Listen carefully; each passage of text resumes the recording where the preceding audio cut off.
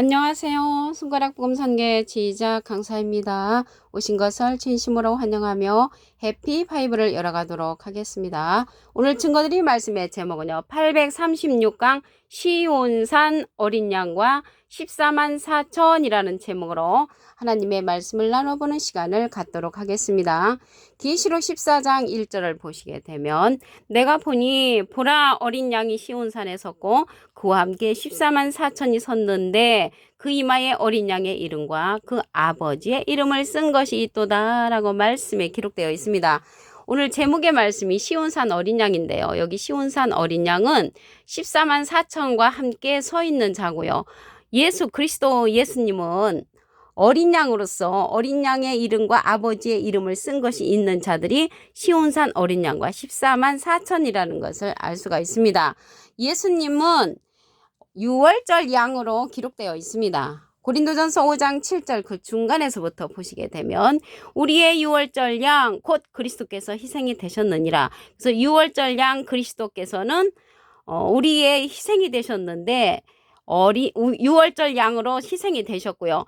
여기 시온산 어린 양은 예수님이 아니라는 것을 알 수가 있죠. 이 시온산 어린 양은 어린 양의 이름, 예수님의 이름과 아버지의 이름을 가진 그러한 시온산 어린 양이라는 것을 말씀을 통하여 알 수가 있습니다. 그럼 여기 시온이 나왔는데요. 시온에 관해서 알아보도록 하겠습니다.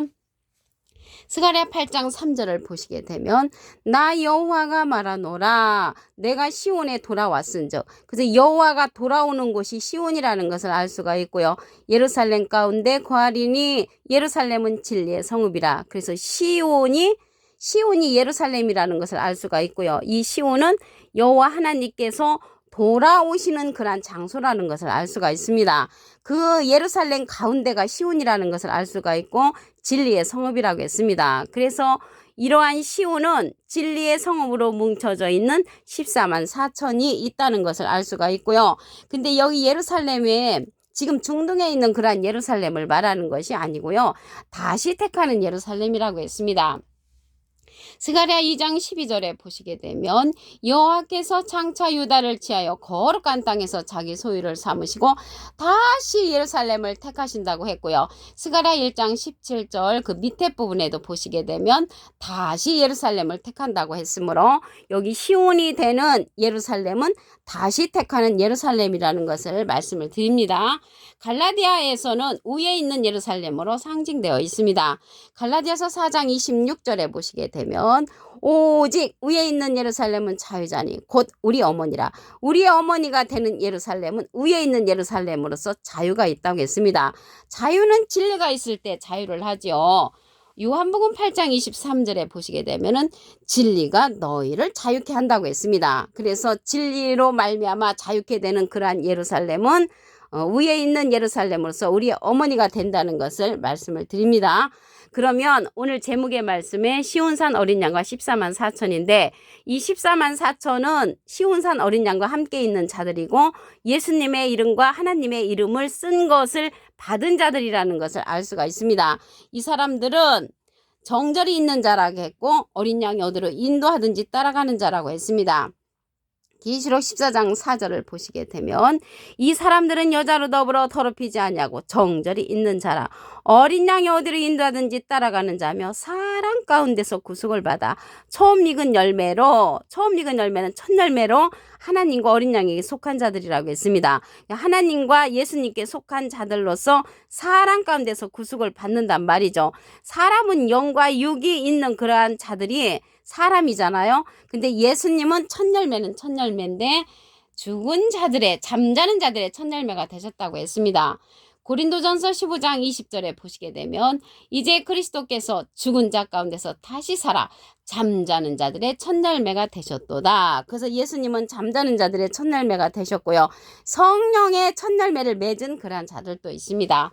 로마서 8장 23절에 보시게 되면 우리 곧 성령의 처음 익은 열매를 받은 우리까지도 속으로 탄식하여 양자 될 것 곧 우리 몸의 구속을 기다리느니라. 그래서 성령의 처음 익은 열매를 받은 그러한 자들도 있고 예수님은 잠자는 자들의 첫 열매가 되었으며 사랑 가운데 첫 열매는 계시록 14장 4절에 가서 이루어지는데 이러한 자들은 진리의 성읍에 있다는 것을 볼 때 진리의 말씀으로서 처음 익은 열매가 된다는 것입니다.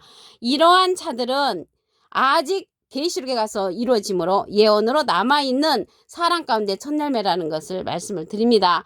이 사람들은 여자로 더불어 더럽히지 아니했다고 했는데 여기에서 여자는 진리의 말씀으로 우리를 낳으신 예수님은 여자를 상징을 해서 목자를 이제 비유한 것입니다. 그래서 예수님은 진리의 말씀으로 우리를 낳으신 분이시고요. 비진리로서 저들을 낳은 자들이 있죠. 비진리로서 저들을 낳은 자들도 여자가 목자를 상징을 한다는 것을 말씀을 드립니다. 그러면 이 14만 4천이 또 어떤 자들이냐면 입에 거짓말이 없는 자라고 했습니다. 계시록 14장 5절에 가서 보시게 되면 그 입에 거짓말이 없고 흠이 없는 자들이더라. 그래서 입에 거짓말이 없고 흠이 없다고 했는데 제가 이제 거짓말 하니까 육신적으로 그런 거짓말을 하는 것이 아니고요. 하나님의 말씀에 있어서 거짓말 하는 것을 예를 들어보면 성탄절은 12월 25일이 아닌데 사람의 유전으로 지금까지 그렇게 전해온 것을 지킴으로 그리스도를 쫓음이 아니라고 했습니다. 12월 25일 날 예수님이 탄생하셨다면 그 말구이에 추운 겨울에 눕혔다면 어떻게 되겠습니까? 얼어서 돌아가셨겠지요. 그래서 12월 25일은 절대로 성탄절이 아닌데 사람의 유전으로 지금까지 그렇게 전해온 것을 여러분들이 지키고 있는 것은 거짓이라는 것을 말씀을 드리고요. 또 부활절도 있잖아요. 부활절이 해마다 바뀌는데 이것 또한 사람의 유전으로 전해온 것이므로 그리스도를 쫓음이 아니고요. 입에 거짓말하는 것이라는 것을 말씀을 드립니다. 그러면 부활절도 다시 태어나신 예수님이신데 사람의 유전으로 지키는 것이지 그게 해마다 바뀌는 것이 올바른 예수님의 부활절이 아니라는 것을 말씀을 드립니다. 그거는 유전으로서 우리가 정한 그러한 규칙을 따랐을 뿐이지 진리의 말씀에 선 것이 아니라는 것을 말씀을 드립니다. 그리고 이 14만 4천은 입맞은 자들이라고 했습니다. 계시록 7장 4절을 보시게 되면 내가 입맞은 자의 수를 들으니 이스라엘 자손이 각 지파 중에서 입맞은 자들이 14만 4천이라고 했습니다.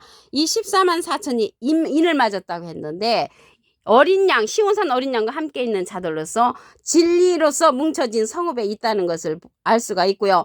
위에 있는 예루살렘에 거하는 자들이고 우리의 어머니가 된다고 했습니다. 여기 우리 어머니 하니까 생각나는 사람들이 있지요. 어머니 하나님이라고 하는데 성경 전체를 봐도 어머니 하나님은 없습니다. 어머니 하나님이 아니고 우리의 어머니가 되는 것은 위에 있는 예루살렘으로서 14만 4천이 거하는 그러한 시온이라는 것을 말씀을 드립니다. 그러면 인을 맞아야 되는데 인 맞는 방법을 알려드리도록 하겠습니다.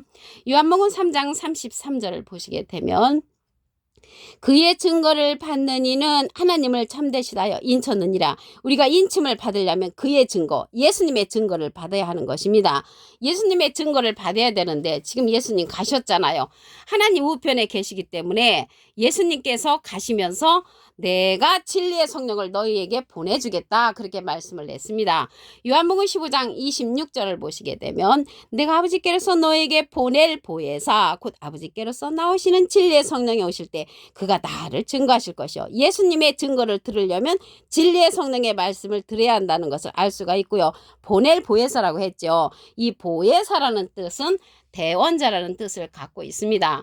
요한일서 2장 1절 그 중간에서부터 보시게 되면 아버지 앞에서 우리에게 대언자가 있으니 대언자 앞에 조그만하게 3자가 있습니다. 관조 성경 해석란에 보시게 되면 보혜사라고 기록되어 있습니다. 이 보혜사는 파라클레트거든요.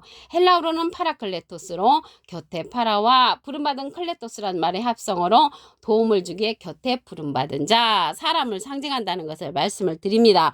보낼 보혜사라고 했는데 여기 보낼 보혜사는 또 다른 보혜사입니다. 요한복음 14장 16절에 보시게 되면 내가 아버지께 구하겠으니 그가 또 다른 보혜사를 너에게 주사 영원토록 너희와 함께 있게 하시리니 저는 진리의 영이라고 했습니다. 여기 진리의 영은 진리의 성령이라는 것을 알 수가 있죠. 이러한 진리의 성령은 증거하는 이가 있다고 했습니다. 요한 1서 5장 7절을 보시게 되면 증거하는 이는 성령이시니 성령은 진리라 진리의 성령은 증거하는 이가 있다 있다고 했고요. 계시록 19장 10절 그 밑에 부분에도 보시게 되면 예수의 증거는 대원의 영이라고 했습니다. 그 대원의 영이 누구냐면 진리의 성령이라고 했잖아요. 이 진리의 성령은 모든 진리 가운데로 인도한다고 했습니다. 요한복음 16장 13절을 보시게 되면 진리의 성령이 오시면 그가 너희를 모든 진리 가운데로 인도하시리니 그가 자유로 말하지 않고 오직 듣는 것을 말하시며 장래를 우리에게 알려준다고 했고요. 예수님의 영광을 나타내고 예수님의 것을 가지고 우리에게 알려준다고 했습니다. 장래를 알려주는 그러한 성령은 진리의 성령이라는 것을 알 수가 있고요. 예수님은 비둘기 같은 성령을 받으셨습니다. 계시록 14장 1절을 보도록 하겠습니다. 내가 보니 보라 어린 양이 시온산에 섰고 그와 함께 14만 4천이 섰는데 그 이마에 어린 양의 이름과 그 아버지의 이름을 쓴 것이 있도다 라고 했습니다. 이 14만 4천은 어린 양의 이름과 아버지의 이름을 쓴 그러한 자들이라는 것을 알 수가 있고요. 시온산 어린 양과 함께 있는 자들이라는 것을 말씀을 드립니다. 이러한 자들 이 시온산이라고 했는데 이 시온에 관해서 알아보도록 하겠습니다. 스가랴 8장 3절을 보시게 되면 나 여호와가 말하노라 내가 시온에 돌아왔은즉 예루살렘 가운데 거하리니 예루살렘은 진리의 성읍이라. 여기 시온은 여호와께서 돌아오는 장소라는 것을 알 수가 있고요. 예루살렘은 진리의 성읍이라고 했으므로 이 시온이 예루살렘이 되는 것이고 진리의 성읍이 된다는 것을 말씀을 통하여 알 수가 있습니다. 이러한 예루살렘은 위에 있는 예루살렘이라고 했습니다. 갈라디아서 4장 26절을 보시게 되면 오직 위에 있는 예루살렘은 자유자니 곧 우리 어머니라. 자유가 될 때는 진리가 있을 때 자유를 하지요. 요한복음 8장 32절에 보시게 되면 진리를 알지니 진리가 너희를 자유케 한다고 했습니다. 그래서 위에 있는 예루살렘은 진리로 뭉쳐진 자들이 모여있는 14만 4천이라는 것을 알 수가 있고요. 시온산 어린 양과 함께 있다는 것을 말씀을 통하여 알 수가 있습니다. 이들은 처음 익은 열매라고 했습니다. 계시록 14장 4절을 보시게 되면 이 사람들은 여자로 더불어 더럽히지 않냐고 정절이 있는 자라. 여자로 더불어 더럽히지 않다는 것은 목자로 말미암아 더럽히지 아니한 거죠. 예수님은 진리의 말씀으로 우리를 낳으신 목자 예수님을 상징을 했고요. 비진리로서 저들을 낳은 자들이 구원을 받지 못하는 그러한 자들이라는 것을 알 수가 있고요. 구속을 받았는데 사람 가운데 첫 열매로 구속을 받은 자들이 이러한 14만 4천이 될 수가 있다는 것을 알 수가 있고요. 예수님은 잠자는 자들의 첫 열매가 되셨다고 했습니다. 고린도전서 15장 20절에 보시게 되면 죽은 자 가운데서 다시 살아 잠자는 자들의 첫 열매가 되신 분은 그리스도라는 것을 말씀을 드리고요. 사람 가운데 구속을 받아 처음 익은 열매로 하나님과 어린 양에게 속한 자들은 14만 4천이라는 것을 말씀을 드립니다. 이러한 자들은 입에 거짓말이 없고 흠이 없다고 했습니다. 계시록 14장 5절에 보시게 되면 그 입에 거짓말이 없고 흠이 없는 자들이더라. 이러한 자들은 골로새서 2장 8절에 보시게 되면 누가 철학과 헛된 속임수로 너희를 노력할까 주의하라. 이것이 사람의 유전과 세상의 초등학문을 쫓으며 그리스도를 쫓음이 아니라고 했습니다. 사람의 유전으로 쫓는 것은 그리스도를 쫓음이 아니라고 했는데 여러분들이 사람의 유전을 쫓는 것이 성탄절 12월 25일이 아닌데 사람의 유전으로 지금까지 그렇게 전해온 것을 지킴으로 그리스도를 쫓음이 아니라는 것을 말씀을 드리고요. 부활절도 마찬가지죠. 해마다 바뀌는 이러한 부활절 사람의 유전으로 전해온 것이므로 그리스도를 쫓음이 아니므로 입에 거짓말하는 것이라는 것을 말씀을 드립니다. 해마다 바뀌고 있는 부활절은 거짓 증거라는 것을 말씀을 드립니다. 그리고 이러한 14만 4천은 입맞은 자들로서 우리도 인침을 받아야 되려면 입 맞는 방법을 알려드리도록 하겠습니다. 요한복음 3장 33절을 보시게 되면 그의 증거를 받는 이는 하나님을 참되시다고 했는데 예수님의 증거를 해주는 성령은 진리의 성령이라고 했습니다. 요한복음 15장 26절을 보시게 되면 내가 아버지께로서 너에게 보낼 보혜사 곧 아버지께로서 나오시는 진리의 성령이 오실 때 그가 나를 증거하실 것이요. 그래서 예수님의 증거를 받아야만이 인침을 받음으로 진리의 성령을 통해서 예수님의 증거를 들을 수가 있습니다. 요한일서 5장 7절을 보시게 되면 증거하는 이는 성령이시니 성령은 진리니라. 진리의 성령이 증거해 준다는 것을 알 수가 있고요. 이러한 진리의 성령의 증거를 들음으로써 우리가 인침을 받음으로 시온산 어린 양과 함께 하나님의 오시는 그러한 성읍에 거할 수가 있습니다. 오늘 836강 시온산 어린 양과 14만 4천이라는 제목으로 하나님의 말씀을 나눠보는 시간을 가졌습니다. 감사합니다.